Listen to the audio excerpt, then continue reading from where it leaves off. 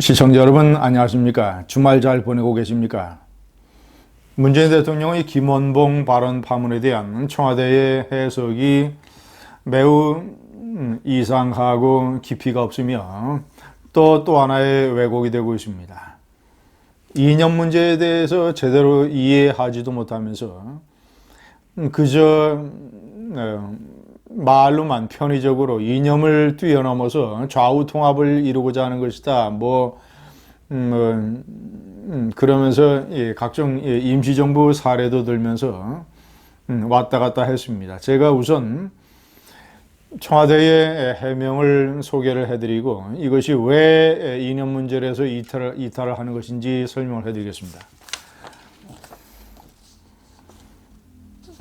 추념사의 기본적이고 핵심적인 메시지는 애국 앞에서 보수 진보가 없고 정파와 이념을 뛰어넘어 통합으로 가자는 취지다. 그런 취지에 대한 역사적인 사례로 얘기한 것이다. 임시정부도 이념 정파를 뛰어넘어 구성됐고 백범일지를 보더라도 김구 선생께서 임정에서 모두 함께하는 대동단결을 주창했고 거기에 김원봉 선생이 호응했다. 이것이 두 가지의 핵심적인 청와대의 해명입니다. 하나는 이념을 뛰어넘어 통합으로 가자는 것. 두 번째는 임시정부도 이념에 관한 좌우 통합을 이뤘다. 이런 얘기입니다. 두 가지가 다 틀렸습니다. 그 취지가 틀렸습니다. 첫째, 우선 임시정부의 사례를 들면 임시정부가 좌우가 합작을 해서 만든 것은 사실입니다. 임시정부 초대 국무총리를 지낸 이동휘 선생은 대표적인 공산주의자입니다. 이 연해주파 블라디보스토크와 하바롭스크에서 활동을 했던 사실상 이 한반도에서 조선공산당이 생기기 이전에 1917년 러시아 볼셰비키 혁명 이듬해인 1918년에 블라디보스톡에서 한인사회당을 처음으로 창당을 했습니다. 그러니까 따지고 보면 사실상 최초의 공산주의 혁명가이죠. 이동희 선생. 그런 이동희 선생의 한인사회당이 많이 상하이 임시정부에 합류를 했습니다. 이동희 선생은 초대 국무총리를 맡기도 했습니다. 그때 좌우 이념 갈등 사이에서 무슨 사건이 터졌습니까?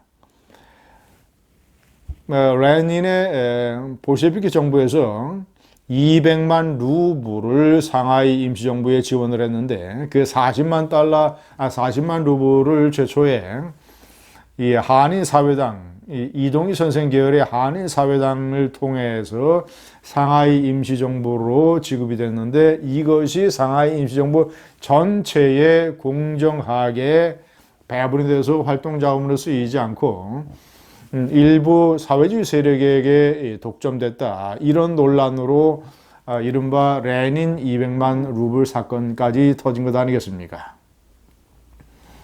그러나 시청자 여러분, 상하이 임시정부가 초기에 이 좌우 합작으로 만들어진 그것은 일본이라는 공동의 적, 일제에 대한 반일 운동, 이런 목표 하에 일시적으로 좌우 합작이 이루어진 것입니다. 중국에서 반일 투쟁을 위해서 장제스의 국민당과 마오쩌둥의 공산당이 좌우 합작, 국공 합작을 한 것과 똑같은 것이죠. 자, 그러나 중국에서 어떻게 됐습니까? 일본이 패망한 이후에 중국이란 나라의 건국 문제를 놓고 국공 내전이 벌어져서 치열한 전쟁 끝에 마오쩌둥의 공산당이 공산주의 국가를 건립한 것 아니겠습니까? 똑같이 한국에서도 상하이 임시정부가 끝나고 일제 패망 이후에 해방 공간에서 결국 1948년에 이승만 박사의 자유민주주의 반공 국가가 설립이 됐습니다. 때문에 일본에 맞선 독립운동의 차원에서는 좌우 합작을 이뤘었지만 그것은 일시적인 방편이었고 끝난 다음에 치열한 해방 공간에서의 좌우 대결에서 누가 승리를 했습니까? 자유민주주의 우파 세력이 승리를 해서 대한민국을 건립한 것이죠. 때문에 대한민국 건립한 이후에는 때문에 이 상하이 임시정부의 좌우 합작이라고 하는 것은 적절한 예가 아닌 것이며 이념이란 뛰어넘을 수 없는 것이다. 일단 국가가 설립이 되면 그 국가를 지탱하는 기둥, 이념은 국가의 인생관입니다. 아니 어느 개인이 갑자기 인생관을 뛰어넘고 인생관을 버릴 수가 있습니까? 이념이란 것은 버릴 수도 없는 것이고 뛰어넘을 수도 없는 것이다. 가난한 집의 아이의 인생관과 부잣집 아이의 인생관이 어떻게 같을 수가 있습니까?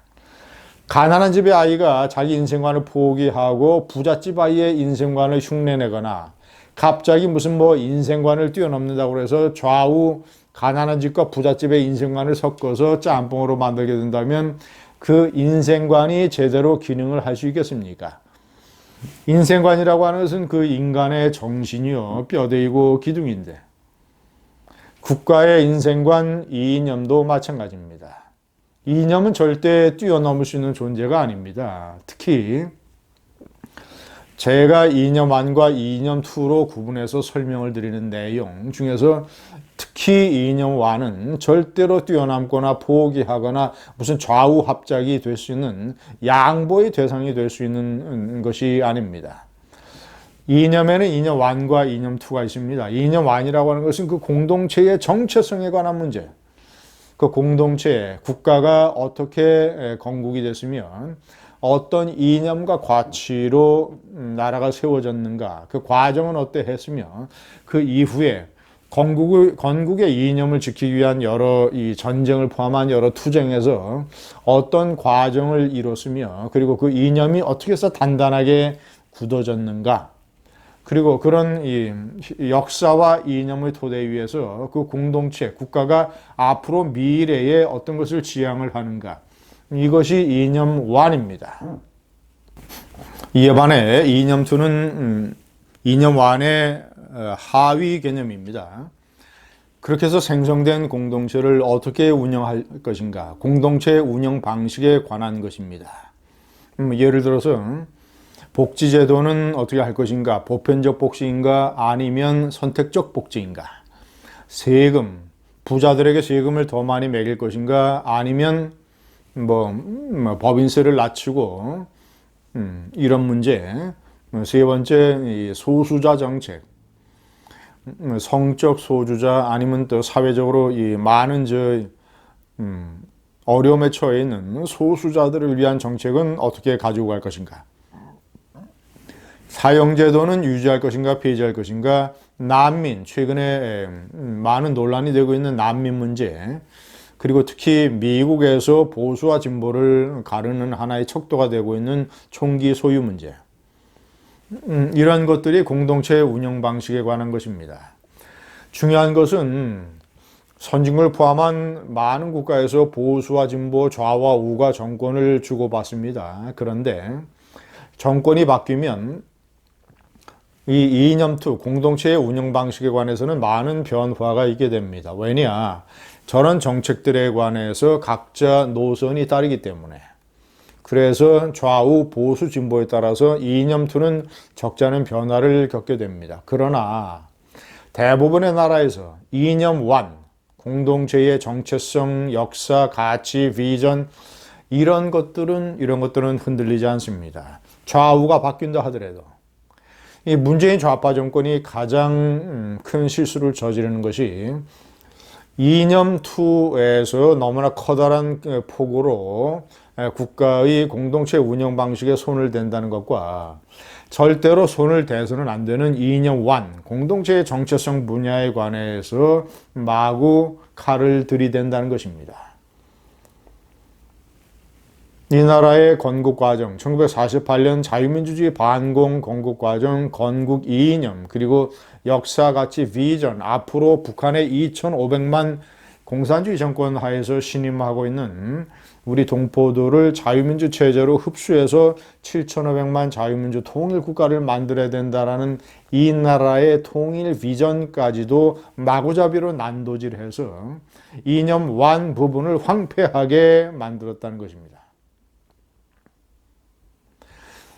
시청자 여러분, 미국, 영국, 프랑스 또는 일본 이런 나라에서 정권이 바뀐다고 해서 이념안을 절대 건드리지 않습니다. 미국이 민주당이나 공화당 누가 집권하든 간에 예를 들어서 영국의 봉건 통치로부터 피를 흘려가면서 독립투쟁을 해서 건국한 자유민주주의 신대륙의 이 아메리카 건국 과정, 그 다음에 공화정, 그리고 이를 지키기 위해서 남북전쟁, 반노예제에 대한 투쟁, 그리고 1차 대전, 2차 대전을 통해서 유럽 땅에서 벌어진 전제주의 세력과의 싸움, 베트남전, 한국전 또는 여러 가지 전쟁을 통해서 공산주의 세력이나 테러 세력과 싸우는 자유민주를 지키기 위한 미국식 보수주의 수호전쟁, 프랑스도 자유평등 박애를 가치로 내세운 프랑스 혁명의 역사성,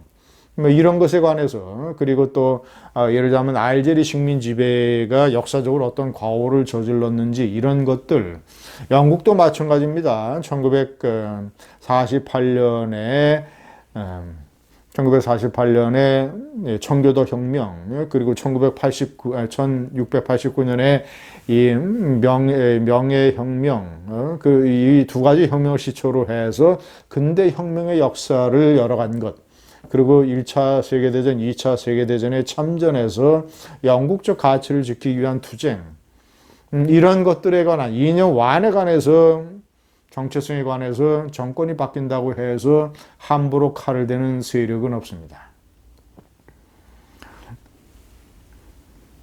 이념적으로 깡통인 청와대에게 다시 한번 얘기를 합니다. 이념이란 당신들이 얘기하는 것처럼 그렇게 쉽게 건너뛰거나 버리거나 다른 것과 합칠 수 있는 게 아닙니다.